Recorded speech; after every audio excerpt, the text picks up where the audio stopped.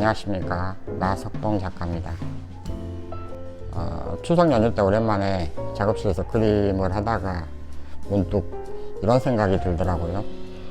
어떻게 하면 예술가들이 예술의 꿈을 포기하지 않고 계속 이어갈 수 있을까, 그런 생각이 들더라고요. 우리가 살고 있는 세상은 자본주의 세상이고 수요와 공급이라는 그 기본 법칙 안에서 살고 있습니다. 어떤 일을 할 때 나는 대단한 일을 한다고 하는데 실은 그 사이 안에서 수요가 많지 않습니다. 미술, 음악, 영화, 연극, 문학 이런 분야를 말합니다. 이 분야는 위너 텍스 월, 승자 독식 구조입니다. 1%가 살아남는 게 아니라 제가 봤을 때는 0.1%가 살아남아요. 그래서 지금 내가 하고 있는 일들이 어떠한 특성을 가지고 있냐에 대해 철저하게 알고 해야 됩니다. 제가 아는 작가분은 본인은 능력은 있는데 그림을 그릴 수 있는 상황이 안 된다고 말을 해요. 그런데 그런 말을 자주 듣다 보면은 머리가 지끈거리고 아파요. 작가로서의 능력은 제가 봤을 때 그림을 그릴 수 있는 경제적인 상황, 물감을 사고 일상생활을 하는데 불편함이 없을 때, 그러면서 그림에 집중할 때 그런 능력이란 말이 나와야 되지 않나, 이렇게 생각합니다. 제가 봤을 때 그분은 능력이 없는 겁니다. 나는 위대하고 대단해. 그런데 세상은 나를 몰라줘. 머리 아프죠, 그러면. 서구 문화를 꽃피웠던 르네상스의 발원지 이탈리아에 대해서 잠깐 이야기해 보겠습니다. 로마 문명의 발생지이자 세계 문명과 역사의 화려한 중심, 특히나 이탈리아 중부 피렌체는 르네상스 서막을 연 도시라고 불립니다. 지중해 무역을 통해 부유해진 상인들은 은행업을 통해 막대한 부를 축적했는데 경제는 물론 정치, 종교, 예술에까지 막대한 영향력을 펼쳤습니다. 이탈리아는 기독교 윤리관으로 이자 대부업, 고리대금업 이런 것들은 기독교 윤리관으로 큰 죄로 여겼습니다. 물질적으로 풍요를 누렸던 상인들은 영혼마저 구원받길 원했고, 그래서 성당이나 교회에 많은 미술품들을 기증했었습니다. 당시 이탈리아는 통일국가를 이루지 못했고 여러 도시국가 체제였어요. 르네상스를 대표하는 베니스, 피렌체, 밀라노 이런 도시국가로 이루어져 있었습니다. 이러한 도시들은 서로 경쟁적으로 자신들이 이룩한 도시를 자랑하고 알리고 싶은 마음에 화려한 건축물을 만들고 치장하고 있었습니다. 여러분, 유럽 가면은 어느 도시마다 중심에는 성당이 있습니다. 그 성당 주변에는 다 광장이 있고요. 베네치아 가면 산마르코 성당, 밀라노의 두오모 성당, 기독교 역사를 반영하고 그 도시를 수호하는 성인들에게 바쳐져 있었죠. 베네치아 같은 경우는 산마르코 성당인데 마가죠, 마가. 마가가 베네치아를 수호하는 성인이라고 알고 있습니다. 정신적인 지주죠. 르네상스 때 상인들이 예술가를 후원한 이유, 첫 번째는 부와 명예를 과시하기 위해서입니다. 신흥 부자들은 자신의 성공을 알리는 바탕으로 미술을 많이 이용했습니다. 우리가 아는 레오나르도 다빈치, 미켈란젤로와 같은 대가들이 르네상스 시대 때 탄생합니다. 두 번째는 내세에 대한 구원이었습니다.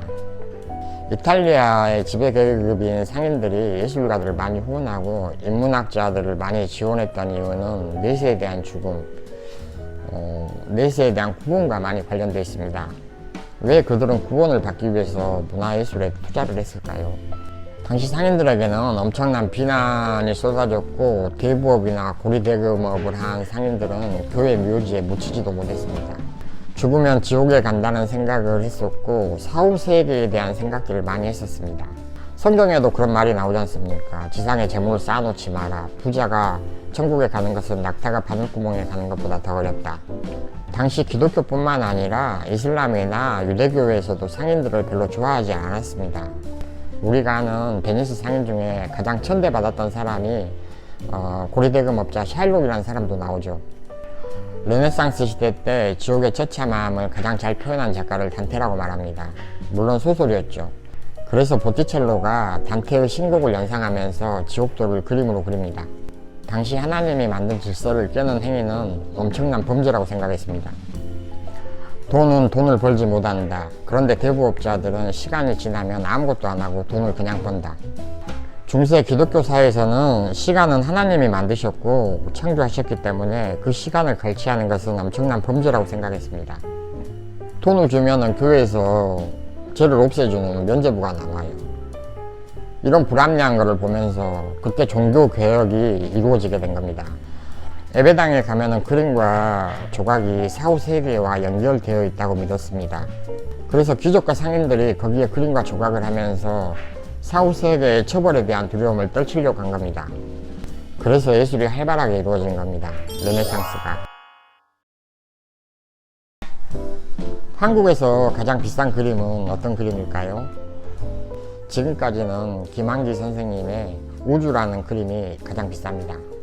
두 개의 중심에서 여러 개의 점들로 이루어진 그림이 있습니다. 이 그림은 작년 홍콩 크리스트 경매에서 132억에 거래가 되었습니다. 경매 수수료 포함하면 162억이죠. 이 작품은 김한기 작가 오랜 친구이자 주치의 후원자였던 미국에 있던 외과 의사 김마태 박사가 소장하고 있는데, 기록에 의하면 김마태 씨는 이 작품을 대략 3천만 원에 구입했다는 말이 있습니다. 50년이 지났는데 3천만 원이 162억으로. 신안 섬마을 하늘에 떠있는 별들을 생각하며 한 점 한 점 그렸다고 합니다. 동양의 절제된 조용성이 서양의 유화 기법과 조화를 이루어 완성된 김한기 선생님을 대표하는 작품이라고 말하고 있습니다. 여러분, 그러면 전 세계에서 가장 비싼 작품은 어떤 작품일까요? 4억 달러, 한국 돈으로 4,800억, 경매 수수료 포함하면 6천억입니다. 다빈치가 그렸던 살바도르 문디라는 예수님의 초상화를 이야기합니다. 정말 웃긴 이야기는 살바도르 문디 1958년 경매에 단돈 5만원에 거래되었다고 합니다. 45파운드. 원래는 다빈치의 가짜 작품이라고 생각했었습니다. 모사품. 그런데 시대가 바뀌면서 레이저라든가 미술 보건 전문가들이 이게 진짜 작품이라고 밝혀버린 겁니다. 살바토르 문디는 세상의 구원자라는 뜻으로 예수 그리스도의 초상화, 세상의 구원자이자 세상의 축복을 내려주는 모습을 표현했습니다. 5만원짜리 그림이 6천억, 사우디 빈 살만 왕자가 구입했다고 합니다. 그러면 르네상스 때는 상업주 개념으로 미술은 상품이라고 말할 수 있고요, 작가는 생산자라고 말할 수 있습니다. 현대와 후원이라는 말을 가끔 합니다. 가난한 작가들에게 돈을 주고 좋은 작품을 할 수 있게끔 하는 사람들.